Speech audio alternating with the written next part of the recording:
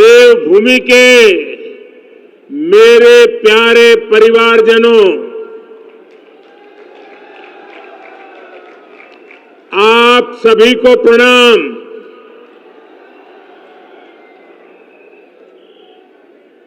आज तो उत्तराखंड ने कमाल कर दी है जी। शायद ऐसा दृश्य देखने का सौभाग्य शायद ही पहले किसी को मिला हो।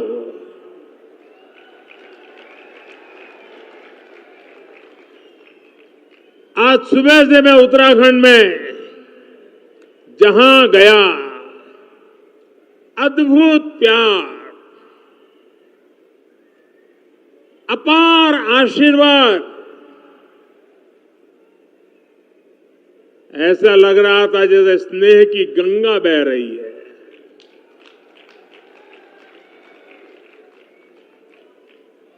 आध्यात्म और अप्रतिम शौर्य की इस धरा का मैं वंदन करता हूं। वीर माताओं को विशेष रूप से वंदन करता हूं। जब बद्रीनाथ धाम में जय बद्री विशाल का उद्घोष होता है तो गढ़वाल राइफल्स के वीरों का जोश बढ़ जाता है। जब गंगोली हाट के कालिका मंदिर की घंटियां जय महाकाली के जयकारों से गूंजती है तो कुमाऊं रेजिमेंट के वीरों में अदम्य साहस का संचार होने लगता है। यहां मानसखंड में बागेश्वर, बैजनाथ, नंदा देवी, गोलू देवता, पूर्णागिरी, कसार देवी, कैची धाम, कटारमल, नाना कमता, रीठा साहिब, अनगिनत देव स्थलों की श्रृंखला का वैभव हमारे पास बहुत बड़ी विरासत है। राष्ट्र रक्षा और आस्था की इस तीर्थ भूमि पर मैं जब जब आया हूं, जब भी आपका स्मरण किया है, मैं धन्य हो जाता हूं।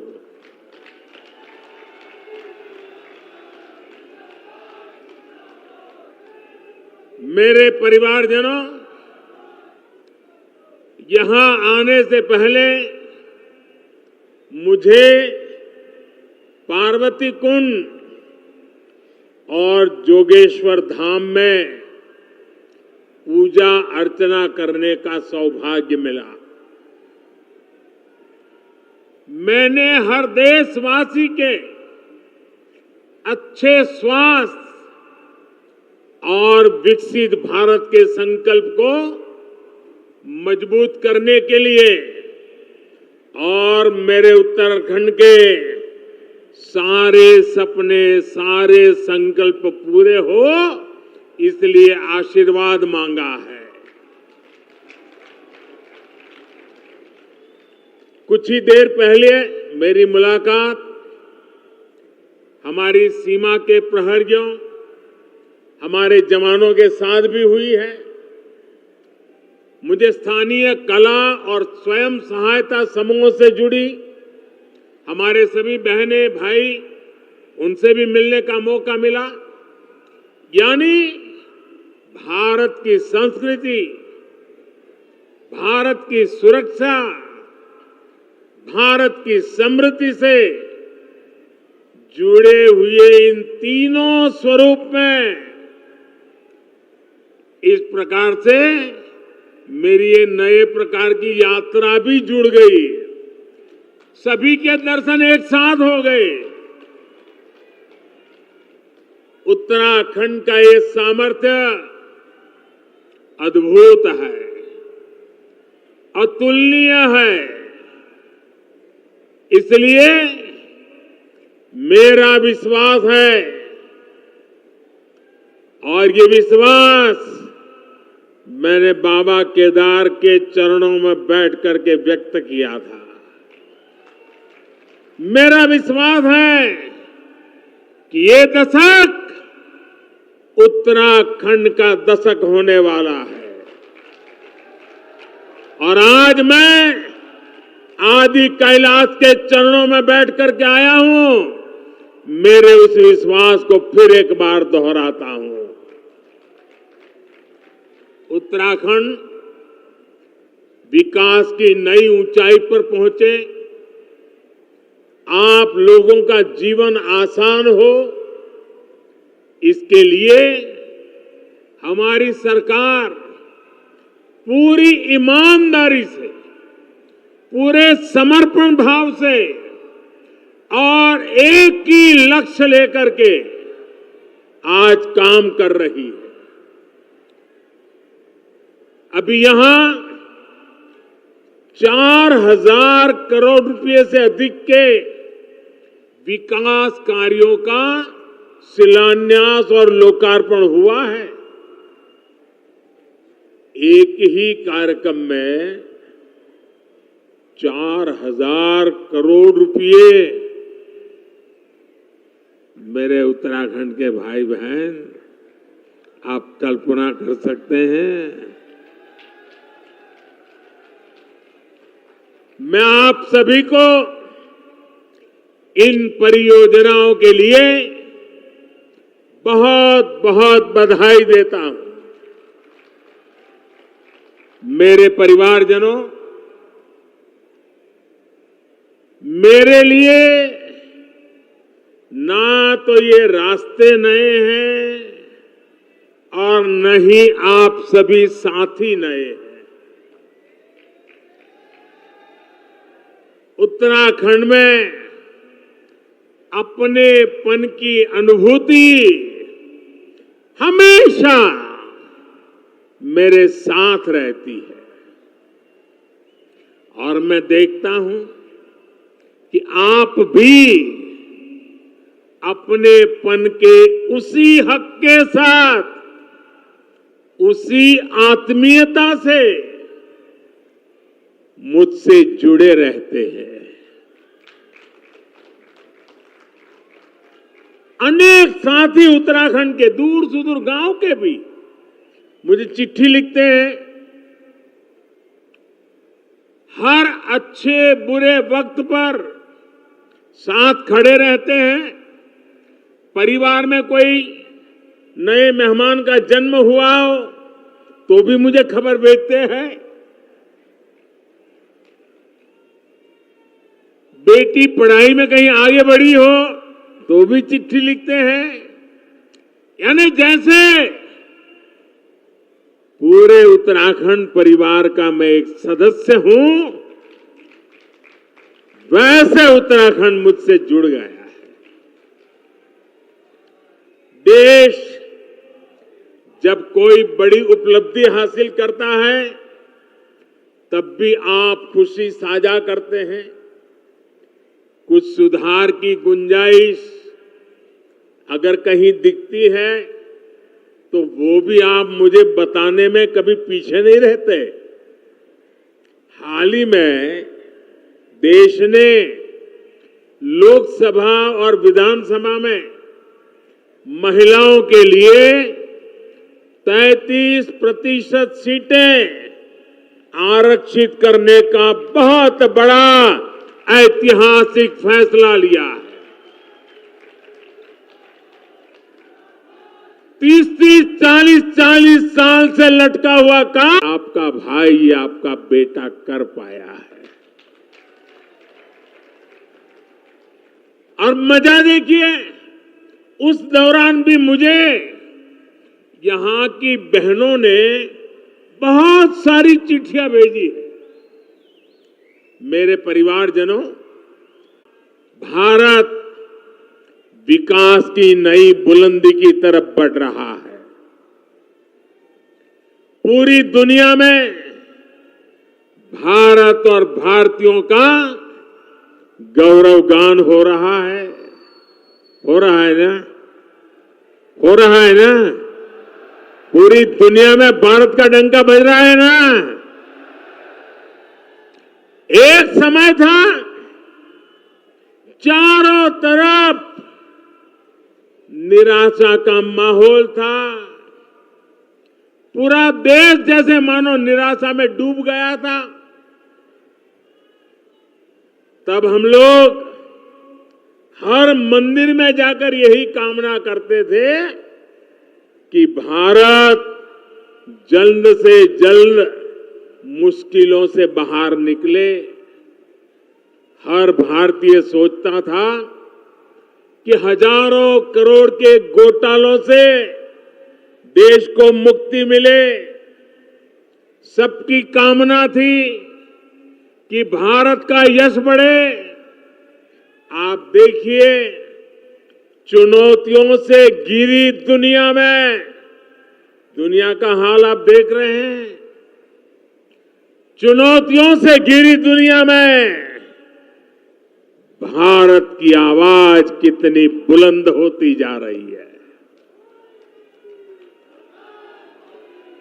अभी कुछ सप्ताह पहले ही G20 का इतना बड़ा शानदार आयोजन हुआ, उसमें भी आपने देखा कि कैसे दुनिया ने हम भारतीयों का लोहा माना है। आप मुझे बताइए, जब दुनिया भारत का गौरवगान करती है, जब दुनिया में भारत का डंका बजता है, आप बताएंगे, जवाब देंगे? मैं पूछूं, जवाब देंगे? जब दुनिया में भारत का नाम ऊंचा होता है, आपको अच्छा लगता है? पूरी ताकत से बताइए, आपको अच्छा लगता है? जब भारत दुनिया को दिशा दिखाता है, तो आपको अच्छा लगता है? ये सब किसने किया है? ये सब किसने किया है? ये मोदी ने नहीं किया है। ये सब कुछ आप मेरे परिवारजनों ने किया है। इसका यश आप सब जनता जनार्दन को जाता है। क्यों? याद रखिए क्यों? क्योंकि आपने 30 साल के बाद दिल्ली में स्थिर और मजबूत सरकार बनाकर मुझे आपकी सेवा करने का मौका दिया।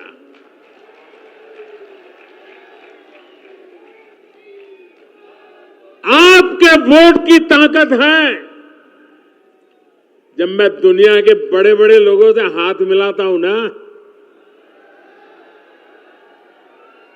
आपने देखा होगा अच्छों से हो रहा है मामला, लेकिन जब मैं हाथ मिलाता हूं ना, तो बराबर आंख भी मिलाता हूं। और जब मेरी तरफ वो देखते हैं ना, तो मुझे नहीं देखते हैं, 140 करोड़ हिंदुस्तानियों को देखते हैं।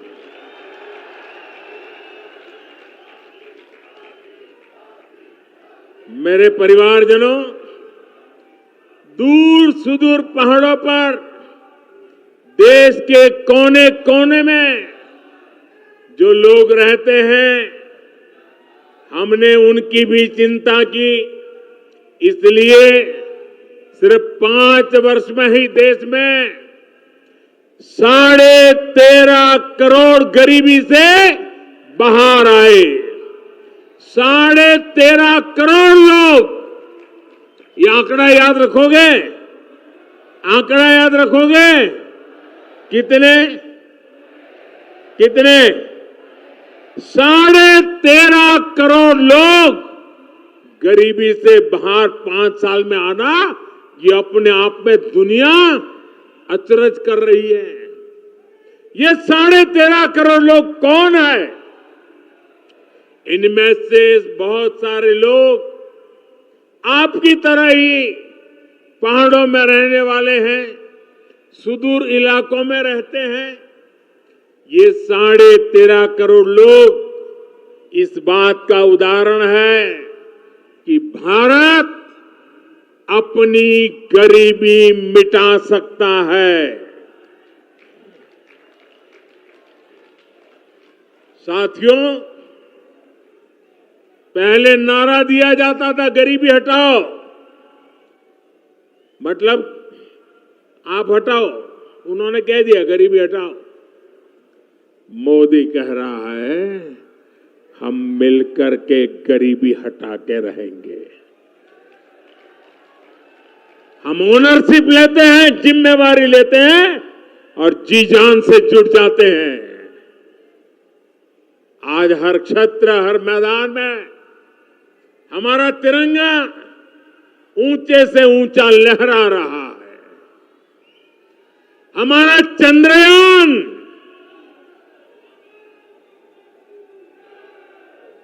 ये चंद्रयान जहां पहुंचा है, जहां दुनिया का कोई भी देश नहीं पहुंच पाया, और भारत ने जहां अपना चंद्रयान गया है, उस स्थान को नाम दिया है शिव शक्ति। मेरे उत्तराखंड के लोग, ये शिव शक्ति की विचार से आप खुश है कि नहीं है? आपका मन आनंदित हो गया कि नहीं हो गया? यानी वहां भी मेरे उत्तराखंड की पहचान पहुंच गई। शिव और इस शक्ति का योग क्या मतलब होता है, ये हमें उत्तराखंड में सिखाने की जरूरत नहीं, यहां तो डगर डगर पर साक्षात दिखता है। साथियों, स्पेस में ही नहीं, स्पोर्ट्स में भी भारत का दम आज दुनिया देख रही है। हाल में एशियाई खेल समाप्त हुए हैं। इसमें भारत ने इतिहास के सारे रिकॉर्ड तोड़ दिए हैं। पहली बार भारत के खिलाड़ियों ने सेंचुरी लगाई, 100 से ज्यादा मेडल जीतने का रिकॉर्ड बनाया। और आप जरा जोर से ताली बजाना। एशियन गेम्स में उत्तराखंड के भी 8 बेटे बेटियां अपना दमखम दिखाने गए थे, और इसमें हमारे लक्ष्य सेन की टीम ने भी मेडल जीता, और वंदना कटारिया की हॉकी टीम ने भी शानदार मेडल देश को दिया है। एक काम करेंगे, ये उत्तराखंड के बच्चों ने कमाल की है। एक काम करेंगे अपना मोबाइल फोन बाहर निकालिए, मोबाइल निकाल करके उसके फ्लैश चालू करिए, और उन सबको, ये खिलाड़ियों का अभिनंदन कीजिए अपना फ्लैश लाइट करके। सब अपना मोबाइल फोन निकाल के फ्लैश लाइट करके, शाबाश। ये हमारे उत्तराखंड के बच्चों का अभिवादन है, हमारे खिलाड़ियों का अभिवादन है। मैं फिर से एक बार देवभूमि के मेरे इन युवा बेटे बेटियों को, इन खिलाड़ियों को फिर से अपनी बधाई देता हूं, और आपने भी आज एक नया रंग भर दिया। साथियों, बैठिए, बहुत आभारी हूं मैं आपका।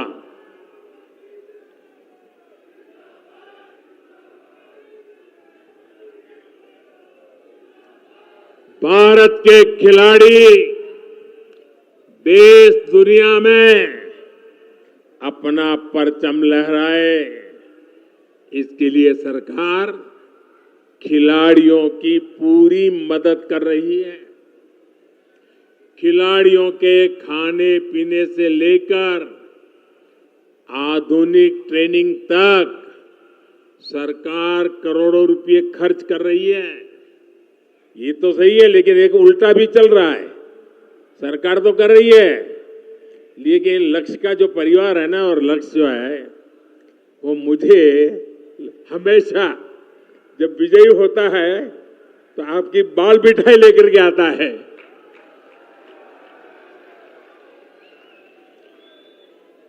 खिलाड़ियों को बहुत दूर नहीं जाना पड़े, इसके लिए सरकार जगह जगह खेल के मैदान भी बनवा रही है। आज ही हल्द्वानी में हॉकी ग्राउंड और रुद्रपुर में वेलोड्रोम स्टेडियम का भी शिलान्यास हुआ है। मेरे नौजवानों, ताली बजाइए, आपका काम हो रहा है। इसका लाभ मेरे उत्तराखंड के युवाओं को मिलेगा। मैं धामी जी और उनकी पूरी टीम को भी बहुत बहुत बधाई भी देता हूं, बहुत बहुत शुभकामनाएं भी दूंगा, जो राष्ट्रीय खेलों की तैयारी में पूरे जोश से जुटी हुई है। बहुत बहुत बधाई आपको और आपकी पूरी टीम को बधाई। मेरे परिवारजनों, उत्तराखंड के हर गांव में देश के रक्षक हैं। यहां की वीर माताओं ने वीर पुत्रों को जन्म दिया है, जो मेरे देश की रक्षा कर रहे हैं। वन रैंक वन पेंशन की उनकी दशकों पुरानी मांग को हमारी ही सरकार ने पूरा किया। अब तक वन रैंक वन पेंशन के तहत 70,000 करोड़ रुपए, उससे भी ज्यादा हमारी सरकार ने पूर्व सैनिकों को दिए हैं। इसका लाभ उत्तराखंड के भी 75,000 से ज्यादा पूर्व सैनिकों के परिवारों को मिला है। हमारी सरकार की बहुत बड़ी प्राथमिकता बॉर्डर एरियाज में विकास की भी है। आज बॉर्डर एरियाज में सुविधाओं का निर्माण बहुत तेज गति से हो रहा है। आप सोच रहे होंगे कि आपकी क्या गलती थी, ये काम पहले की सरकारों ने क्यों नहीं किया। गलती आपकी नहीं थी, पहले की सरकारों ने इस डर से बॉर्डर एरिया का विकास नहीं किया कि कहीं दुश्मन इसका फायदा उठाकर अंदर ना आ जाए। बताइए क्या तर्क देते थे। आज का नया भारत पहले की सरकारों की डरी हुई सोच को पीछे छोड़कर आगे बढ़ रहे हैं। न हम डरते हैं, न हम डराते हैं। भारत की पूरी सीमा, उस पर हम आधुनिक सड़कें बना रहे हैं, सुरंगें बना रहे हैं, पुल बना रहे हैं। बीते 9 वर्षों में सिर्फ बॉर्डर एरियाज में ही 4,200 किलोमीटर से ज्यादा लंबी सड़कें बनाई गई है। हमने बॉर्डर के किनारे करीब 250 बड़े पुल और 22 सुरंगें भी बनाई है। आज भी इस कार्यक्रम में अनेक नए पुलों के लिए शिलान्यास हुआ है। अब तो हम बॉर्डर तक ट्रेनों को भी लेकर आने की तैयारी कर रहे हैं। इस बदली हुई सोच का लाभ उत्तराखंड को भी मिलने जा रहा है।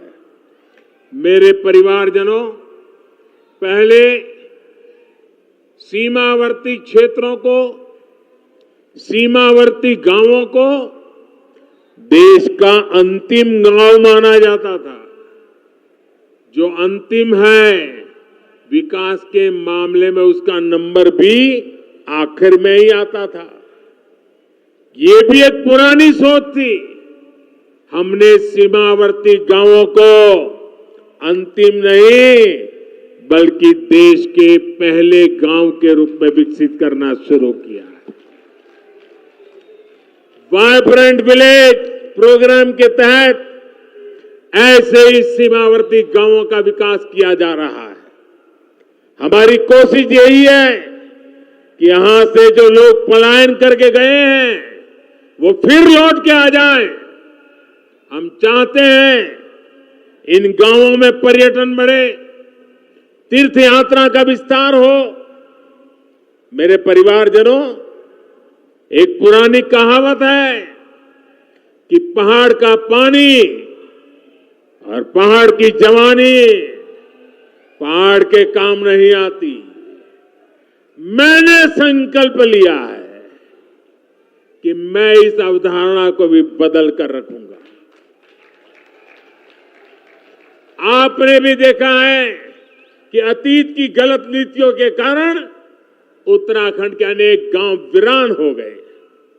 सड़क, बिजली, पानी, पढ़ाई, दवाई, कमाई, हर चीज का अभाव, और उस अभाव के कारण लोगों को अपना घर छोड़ना पड़ा है। अब स्थितियां बदल रही है।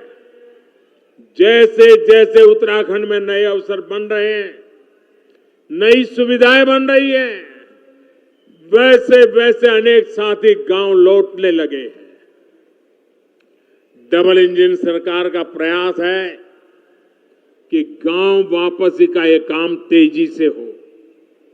इसलिए इन सड़कों पर, बिजली के प्रोजेक्ट्स पर, अस्पतालों पर, स्कूल कॉलेजों पर, मोबाइल फोन के टावर पर इतना बड़ा निवेश किया जा रहा है।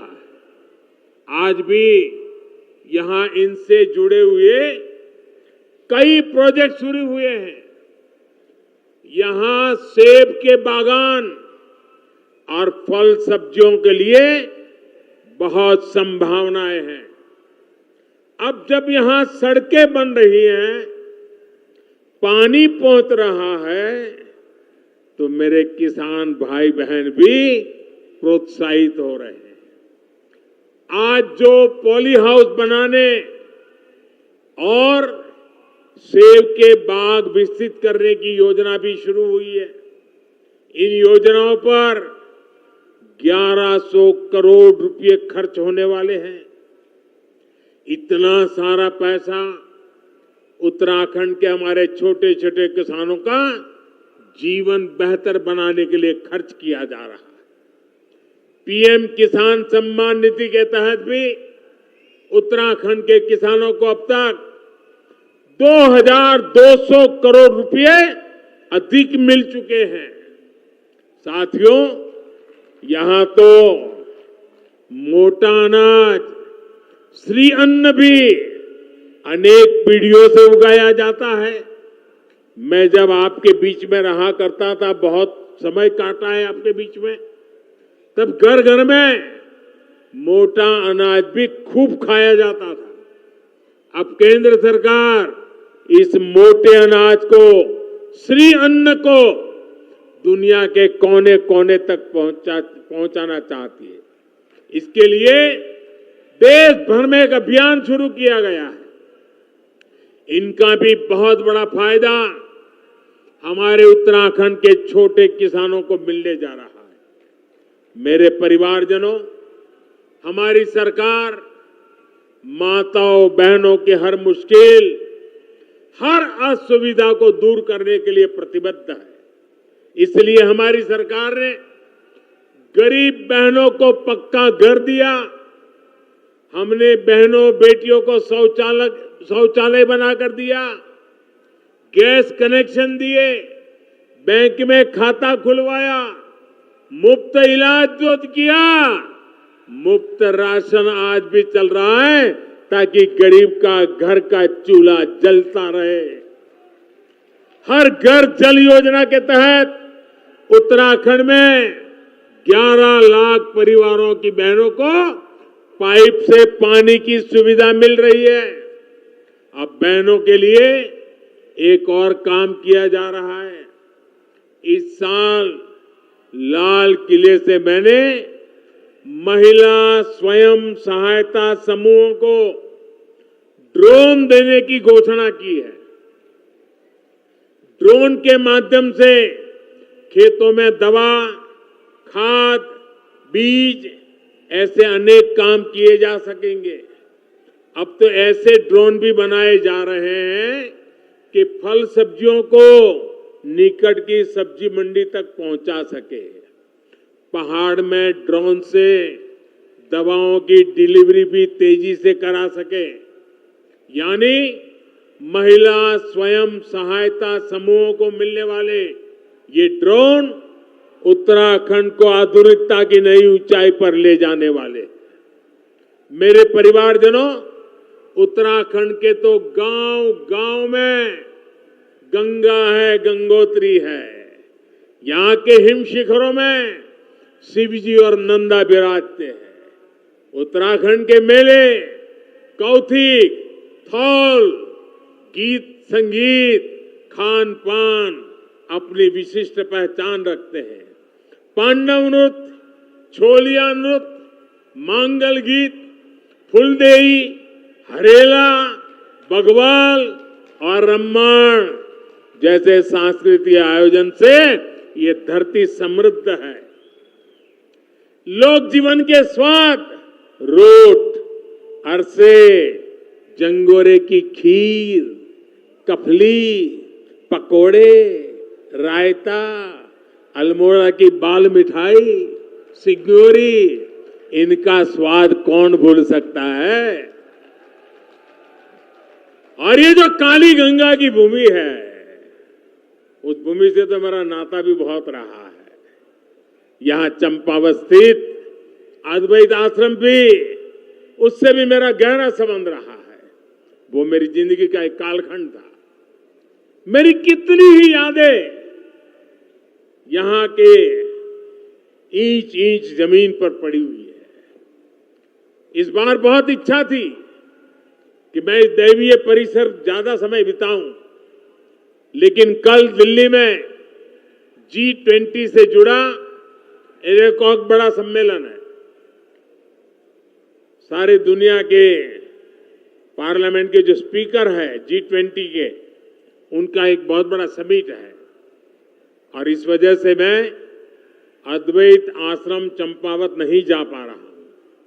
मेरी ईश्वर से कामना है कि मुझे जल्द ही इस आश्रम में आने का फिर एक बार मौका मिले।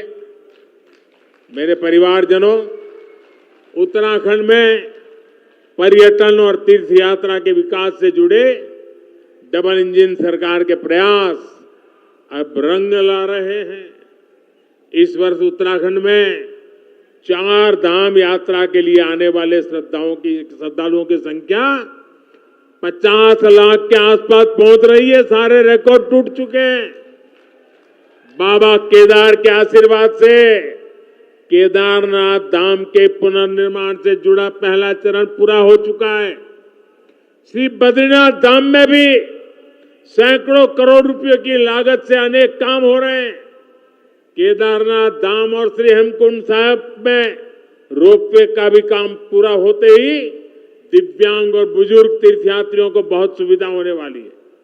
हमारी सरकार केदारखंड के साथ साथ, और मैं आज इसलिए आया हूं, मुझे मानस खंड को भी उस ऊंचाई पर ले जाना है। केदारखंड और मानस खंड की कनेक्टिविटी पर भी हम बहुत बल दे रहे हैं। जो लोग केदारनाथ बद्रीनाथ धाम जाते हैं, वे जोगेश्वर धाम, आदि कैलाश और ओम पर्वत भी आसानी से आ सके, ये प्रयास किया जा रहा है। आज जो ये मानसखंड मंदिर माला मिशन शुरू हुआ है, उससे भी कुमाऊं के अनेक मंदिरों तक आना जाना आसान होगा। मेरा अनुभव कहता है कि जो लोग बद्रीनाथ और केदारनाथ आते हैं वे भविष्य में इस और जरूर आएंगे। उनको इसी क्षेत्र का पता नहीं है और आज जरूर वीडियो जब टीवी पर देखेंगे ना, ये मोदी चक्कर काट के आया है, आप देख लेना, हर एक को करेगा यार कुछ तो होगा। और आप तैयारी करो, यात्रियों की संख्या बढ़ने वाली है, मेरा मानस खंड धम धम होने वाला है जी। साथियों, उत्तराखंड की बढ़ती हुई कनेक्टिविटी यहां के विकास को नई ऊंचाई पर ले जाने वाली है।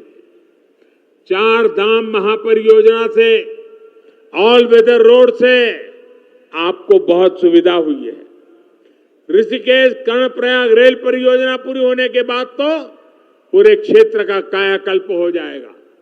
इस पूरे क्षेत्र में उड़ान योजना के तहत सस्ती हवाई सेवाओं का भी विस्तार किया जा रहा है। आज ही यहां बागेश्वर से करनाली चीना तक, गंगोली हाट से अल्मोड़ा तक और टनकपुर घाट से पिथौरागढ़ तक की सड़कों का काम शुरू हुआ है। इससे सामान्य जन को सुविधा के साथ साथ पर्यटन से कमाई के अवसर भी बढ़ेंगे। मुझे खुशी है कि यहां की सरकार होम स्टे को प्रोत्साहन दे रही है। पर्यटन तो एक ऐसा सेक्टर है जहां सबसे अधिक रोजगार है और कम से कम पूंजी लगती है। आने वाले समय में तो टूरिज्म सेक्टर का बहुत अधिक विस्तार होने वाला है, क्योंकि पूरी दुनिया आज भारत आना चाहती है, भारत को देखना चाहती है, भारत को जानना चाहती है। और जो भारत को देखना चाहता है वो उत्तराखंड आए बिना भारत को देखना उसका पूरा नहीं हो सकता। मेरे परिवारजनों, बीते समय में उत्तराखंड जिस तरह प्राकृतिक आपदाओं से घिरा रहा है, उससे भी मैं भली भांति परिचित हूं। हमने अपने बहुत से स्वजन खोए हैं। प्राकृतिक आपदाओं से निपटने के लिए अपनी तैयारी को हमें बेहतर करते रहना ही है और हम करते रहेंगे। इसके लिए आने वाले 4-5 सालों में उत्तराखंड में 4000 करोड़ रुपए खर्च किए जाएंगे। उत्तराखंड में ऐसी सुविधाओं का निर्माण किया जाएगा जिससे आपदा की स्थिति में राहत और बचाव का काम तेजी से हो सके। मेरे परिवारजनों, ये भारत का अमृत काल है। ये अमृत काल देश के हर क्षेत्र, हर वर्ग को सुविधा, सम्मान और समृद्धि से जोड़ने का काल है। मुझे पूरा विश्वास है कि बाबा केदार और बद्री विशाल के आशीर्वाद से, आदि कैलाश के आशीर्वाद से हम अपने संकल्पों को तेजी से सिद्ध कर पाएंगे। एक बार फिर इतना प्यार देने के लिए 7 किलोमीटर, मैं सचमुच में मेरे पास वर्णन करने के लिए शब्द नहीं है। मैं हेलीकॉप्टर से निकला, 7 किलोमीटर यहां आया और आने में भी देर इसलिए हुई, 7 किलोमीटर दोनों तरफ वो ह्यूमन चेन नहीं थी, ह्यूमन वॉल थी।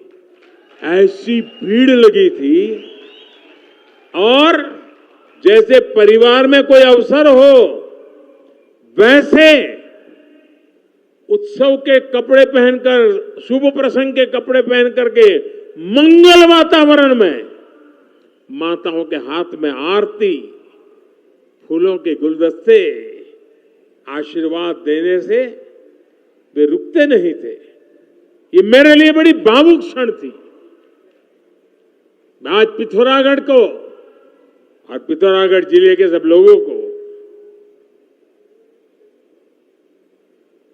इस पूरे खंड को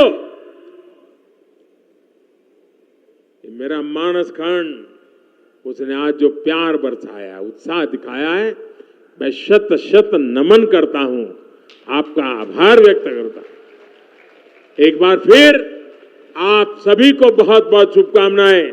मेरे साथ बोलिए, दोनों हाथ ऊपर करके पूरी ताकत से बोलिए, भारत माता की, भारत माता की, भारत माता की। बहुत बहुत धन्यवाद।